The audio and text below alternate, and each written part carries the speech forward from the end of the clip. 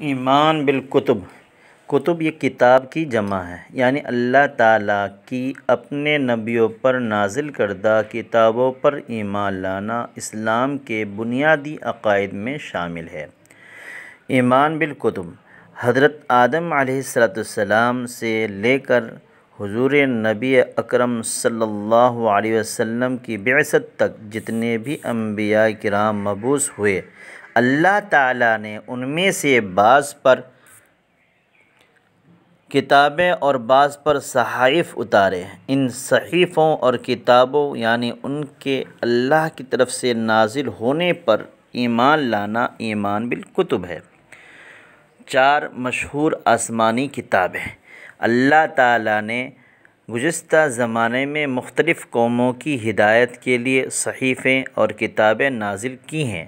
ان میں سے 4 کتابیں مشہور ہیں جو اللہ تعالیٰ نے اپنے پیغمبروں پر نازل فرمائی۔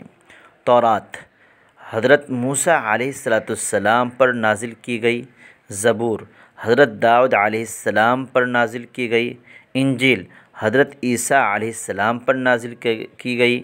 قرآن مجید اللہ تعالیٰ کی آخری اور افضل و اکمل کتاب ہے جو اللہ نے سیدنا محمد مصطفیٰ صلی اللہ علیہ وسلم پر نازل فرمائی۔ سابقہ کتابوں میں تحریف آج روئے زمین پر قرآن حکیم کے علاوہ دوسری آسمانی کتابیں تورات، انجیل، زبور اور دیگر آسمانی صحائف میں سے کوئی بھی اصلی حالت میں موجود نہیں۔ پہلی قوموں کے لوگوں نے اپنی مرضی کے مطابق ان کتابوں کے احکامات میں تبدیلی کر دی، لیکن قرآن حکیم ایک ایسی بے مثل کتاب ہے جو آج بھی اپنی اصلی حالت میں موجود ہے۔ اس کی حفاظت کا ذمہ خود اللہ تعالیٰ نے لیا ہے۔ اِنَّا نَحْنُ نَزَّلْنَا الذِّكْرَ وَإِنَّا لَهُ لَحَافِظُونَ، بے شک ہم ذکر عظیم یعنی قرآن ہم نے ہی اتارا ہے اور یقیناً ہم ہی اس کی حفاظت کریں گے۔